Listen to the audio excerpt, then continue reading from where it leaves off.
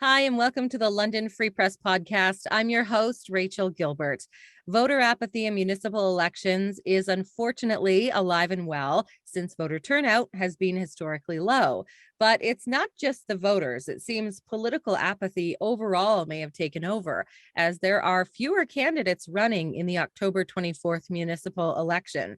So much so that declarations have already been made for the sole candidates running in almost 36 of Ontario's more than 400 municipalities. So today we're talking with London Free Press reporter Calvi Leon about this trend and what this means for local governments. Hi, Calvi, how are you? Hi, I'm good. How are you? I'm great. I know you've been reporting on this kind of province-wide, but let's start with the trend locally. How many ridings in London and then maybe in the region as well, if you can expand on that, have just one person running for a position?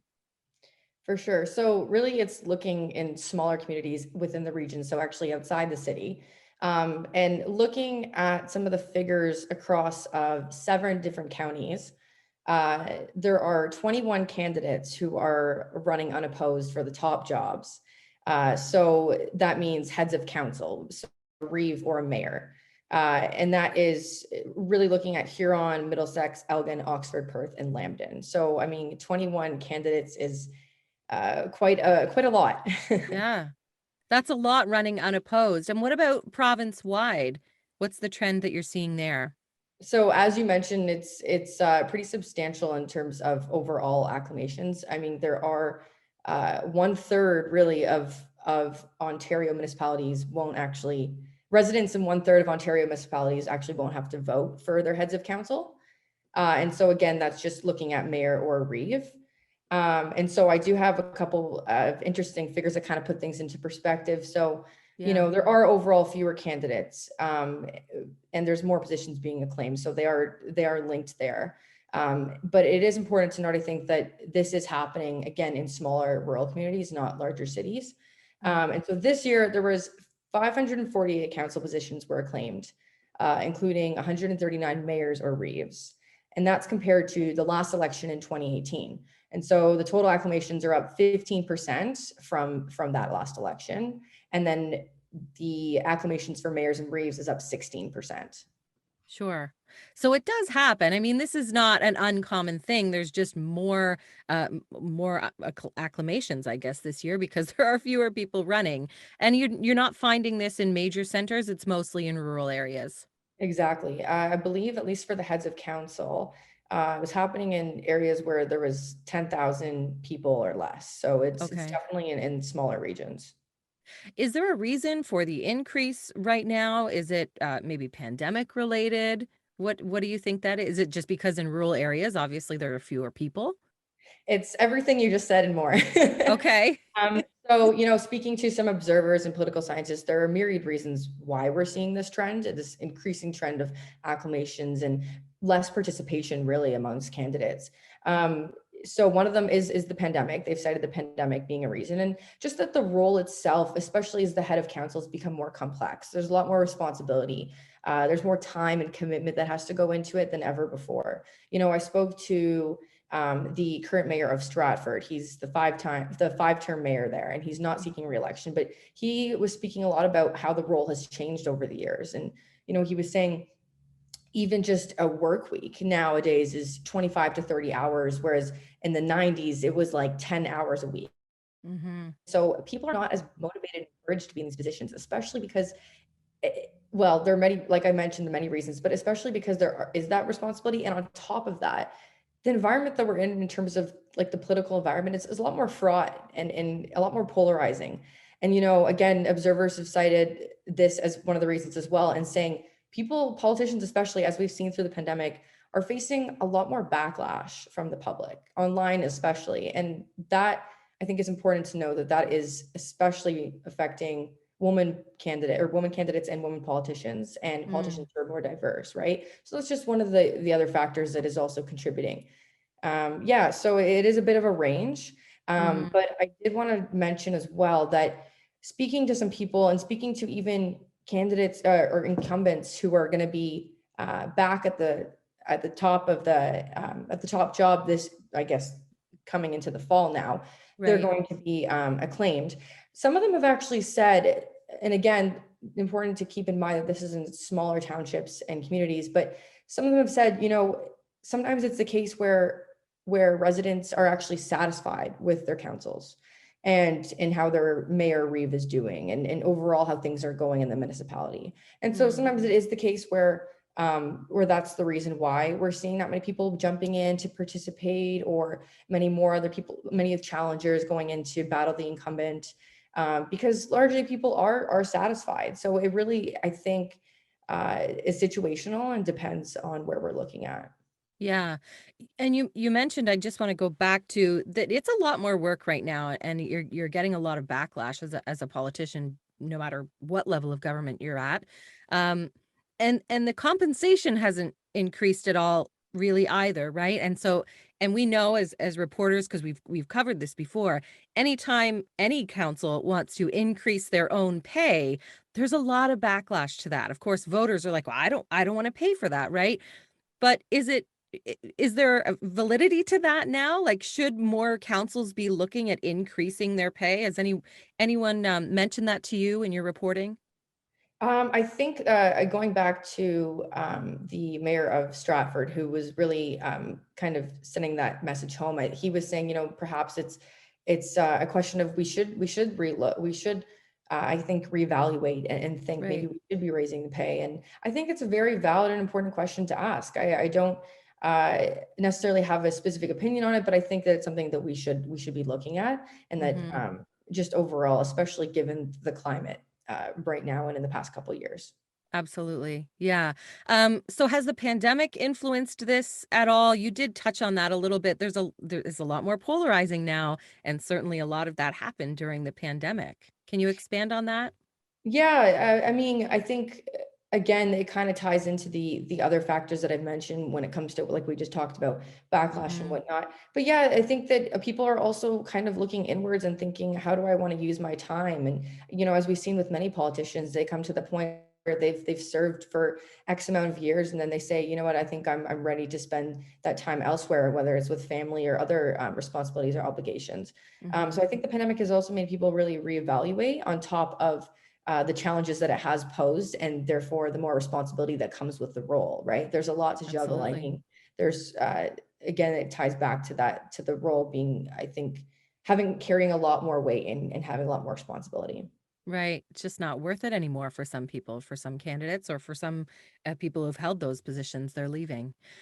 So how does it work if you are in a riding where there's only one candidate? How does that work? Do you even vote? Does that candidate campaign? Do you hear from them at all? What do you do if you're a voter? Yeah, so I mean, really, there is no need to technically vote because they are going to be acclaimed. But I think when it comes down to the candidates, the candidates that are acclaimed will still decide to go. I think it depends on what they want to do, but I think some will still choose to speak to residents and go campaign. Even though they're technically going to be their mayor or Reeve. But I was speaking to the mayor of Zora Township a couple weeks ago for a story Mhm. reporting on this topic, and he was saying just that. He said he was surprised to learn, it was a bit of a strange feeling, and he was surprised to see that on the day of the deadline to register for office, that no one else was going against him. But he still said, despite having all these things prepared and having this idea in your head about the campaign and going door knocking, he's still going to go and do those things because he thinks it's important to have those conversations. And so I think Sure. that was an interesting piece to hear, because I think in many ways you gain a lot from having conversations with residents and going door to door and just learning about what their concerns are and whatnot. And so I Yeah. think we'll still see some of that, but I think in other cases, who knows, right? Perhaps people won't even be going and doing that because they don't need to. And one thing I did want to say is there a lot of these people are incumbents, so they will be returning. But a lot of there's a couple, there's a handful of them. They're actually new, so they've sat on council before, but never as the head of council. And Mm. so these are people who are coming into this role for the first time and not even having to go and knock on a door if they don't want to. So I think that's something interesting to note. I thought that was it's different, right? It's different. And I know, voter apathy is so, especially municipal elections, as we mentioned, it's so prevalent. But then when you mention something like that, it's as if we're not even holding these elected officials accountable anymore, right? Which is kind of sad.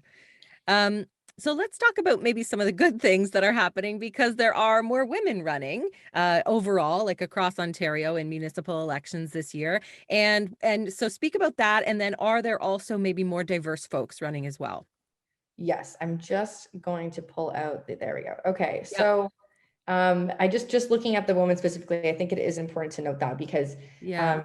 even so the Association of Municipalities of Ontario, they're the organization that represents nearly all of Ontario's 444 municipalities.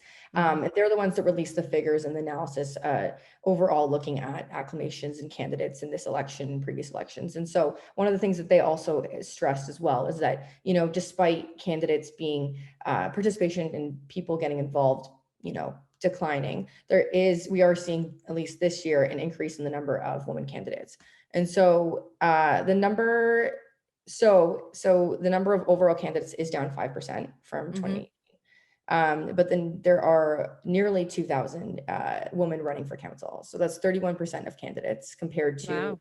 1,800 in the last election. That's So it is amazing. up there. It's not like a crazy, crazy jump, but it is a trend that I think that I know the group, the organization, AMO has talked about, continuing to, I think they're trying to work on advancing that, as well as they Sure. said, promoting diverse candidates.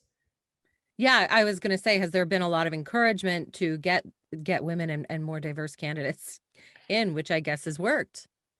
For sure. I think yeah, there's no like we don't really have a great look in terms of how many people how many diverse candidates are getting involved, but I Okay. think that's something that people are pushing a lot more than in the past. I've seen even just porting throughout the provincial election, people are there's a lot of campaigns on a lot of politicians individually and with groups who are pushing for that type of thing. I think Hmm. that's really important, and I'm sure we will see a lot more of that moving forward.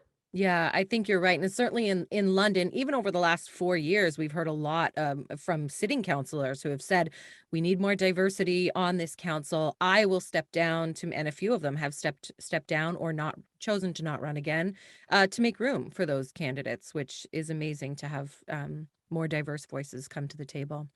Let's Absolutely. just maybe talk about the future a little bit, and what, fewer candidates running, more acclamations. What does this mean for the future of local politics, maybe local government and elections?